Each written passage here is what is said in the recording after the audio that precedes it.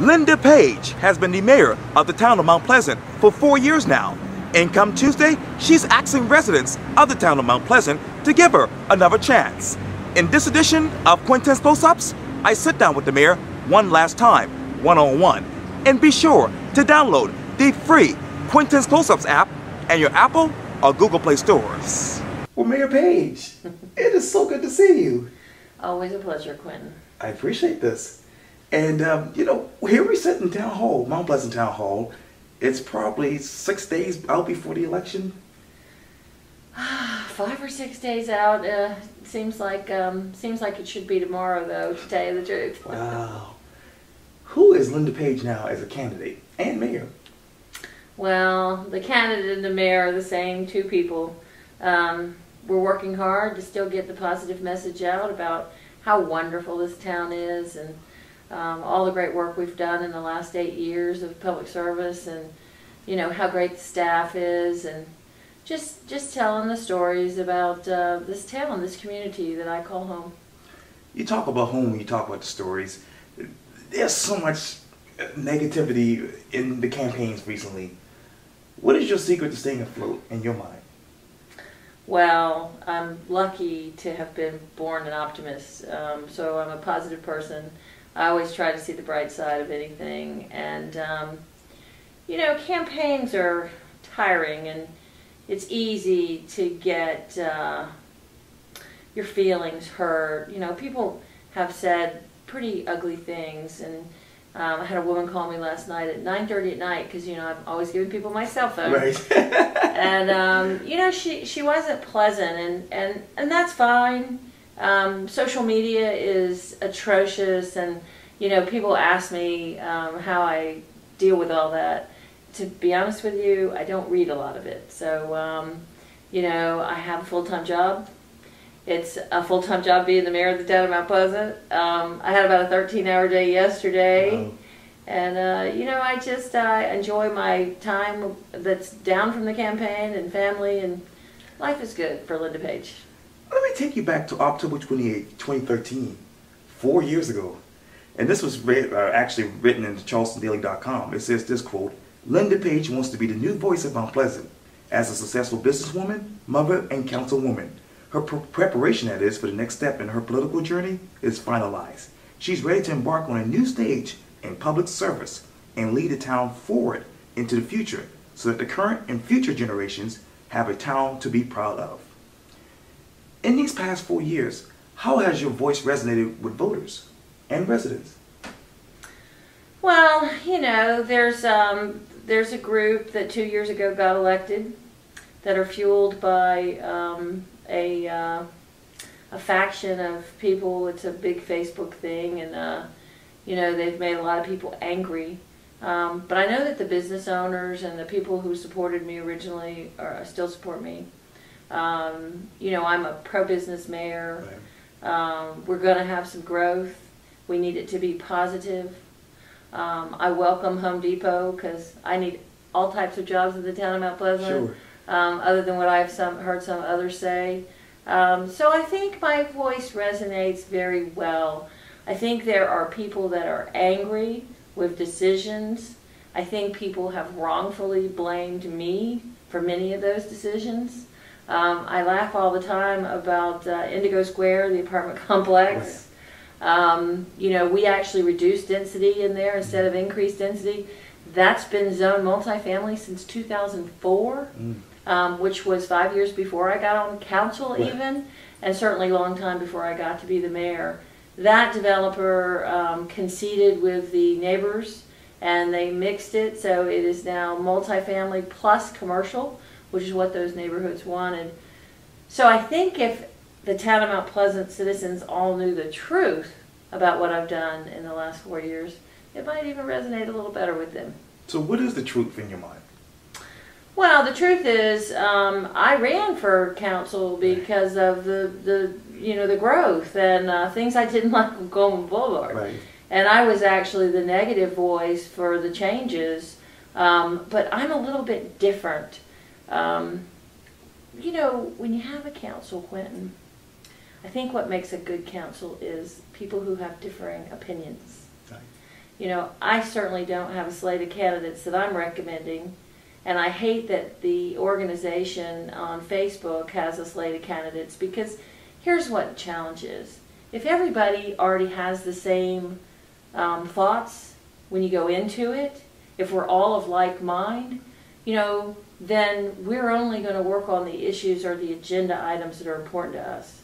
But if we have differences of opinion, and we're from different parts of town, and we have different issues that we want to work on, we're going to be a better council.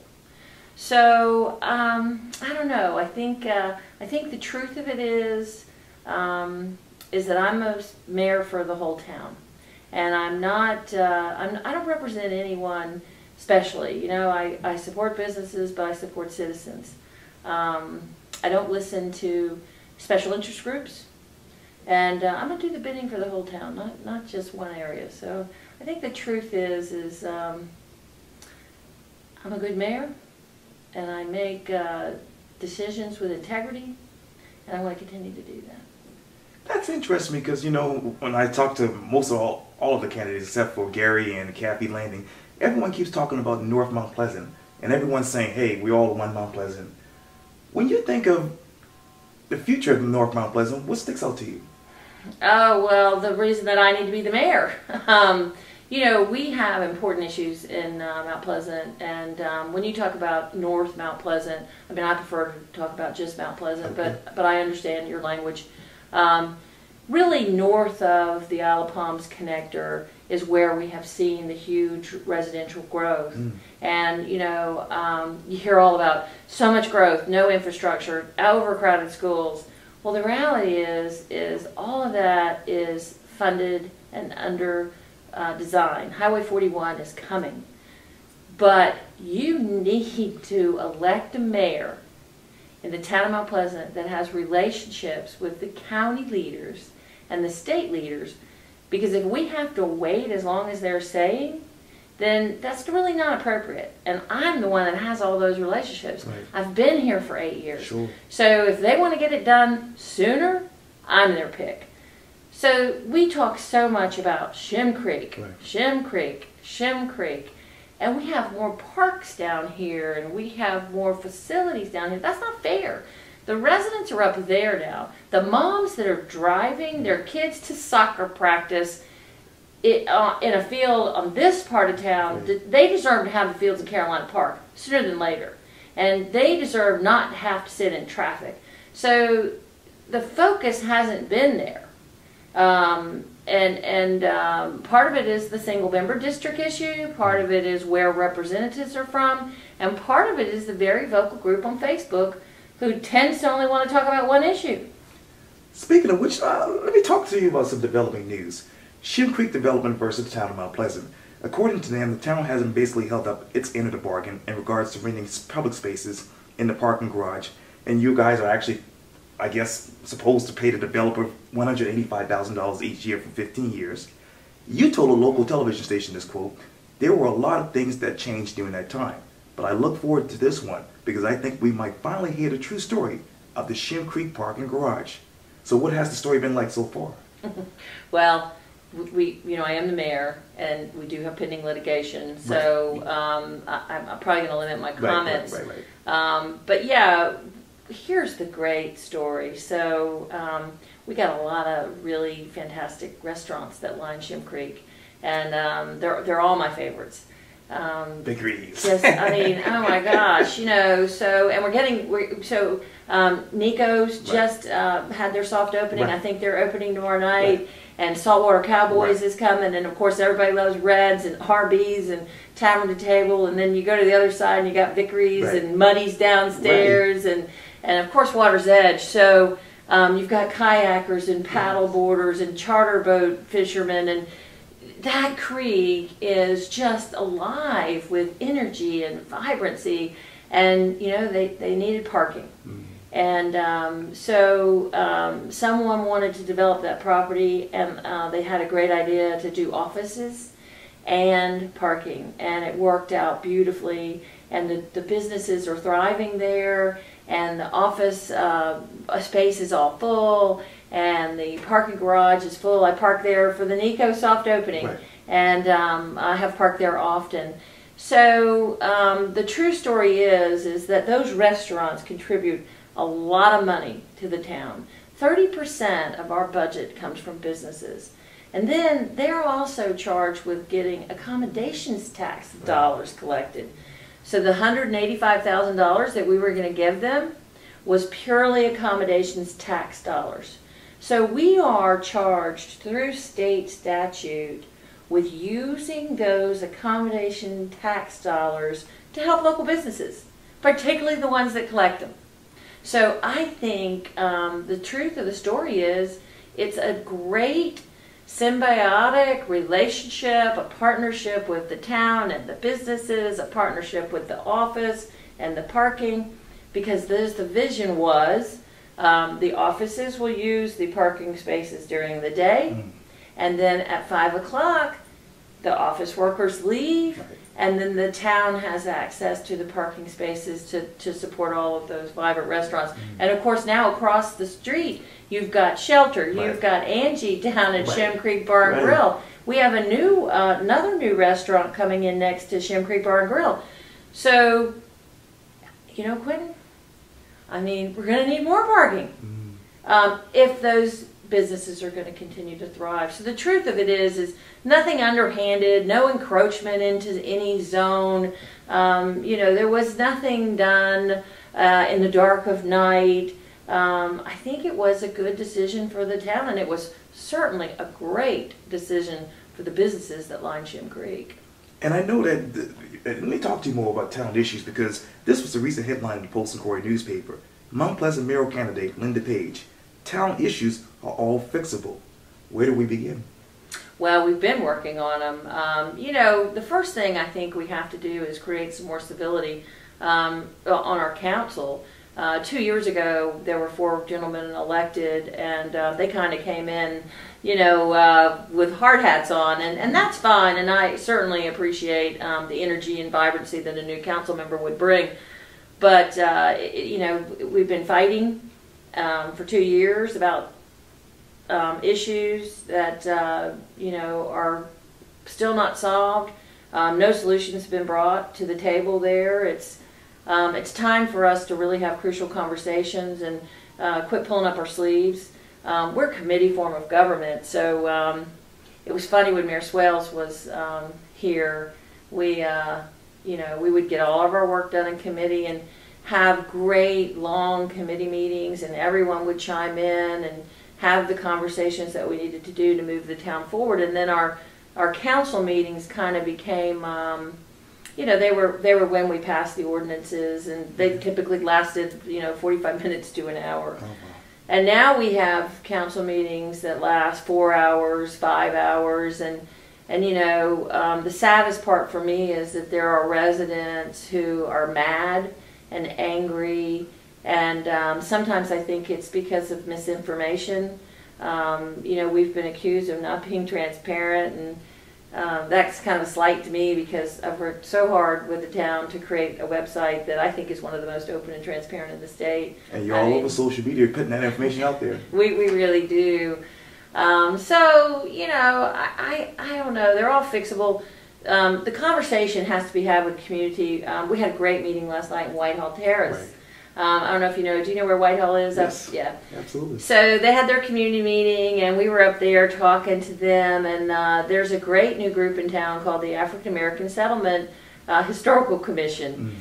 And what they have done already in less than a year is pretty amazing. They're getting all of the settlement communities together. So, you know, Phillips and Snowden and 4 Mile and 10 Mile and Rimley's Point, and you know, we're going to have to have these stakeholders here during our planning that we're working on now, you know, our comp plan. We've not listened to their voices before. You know, they're important voices though. So the fixable problems are, you know, let's do the long-range transportation plan, and let's find the funding to build all the roads we need, because you know, we're not going to have a lot more people here because there's not a lot of room for them. Let's listen to the settlement communities and really determine what they want for their community and listen to them. and set that in stone, working with the county if they don't choose to be annexed into the town. The long-range comprehensive plan, you know, people ask me in anger, you know, what happened to my town in the last 10 years? Well, we've been following the comp plan. The comp plan called for large boxes in North Mount Pleasant and residential growth in North Mount Pleasant and urban development on Coleman Boulevard. So if you review the comp plan, we've accomplished those goals. Perhaps the community didn't realize what the comp plan was. We're doing a new one now. The fixable part is let's get the community involved in the comp plan. And let's track some regional businesses here.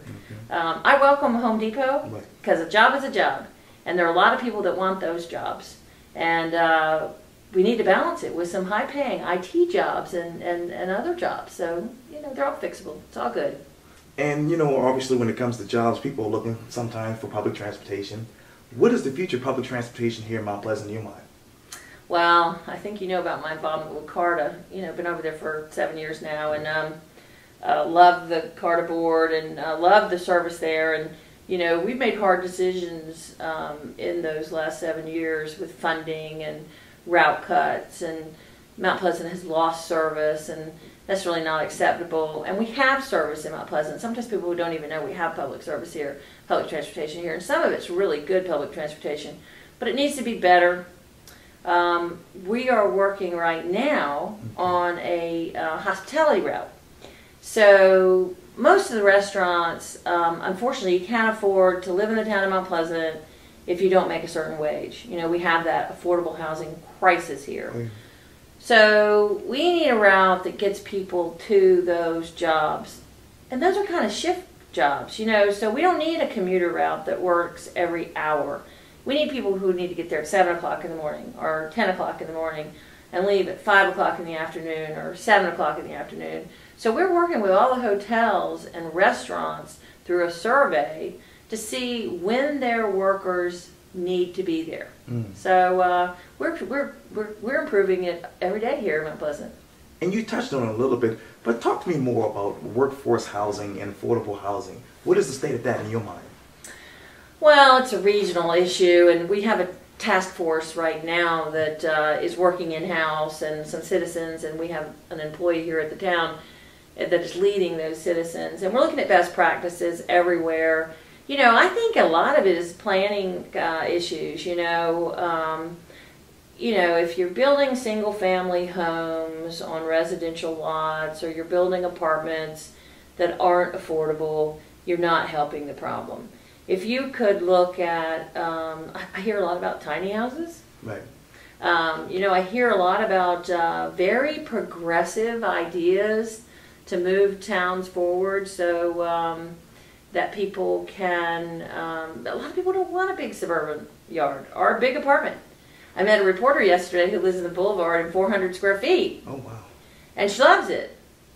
You know, she doesn't want to cut grass. She said, I love my studio apartment.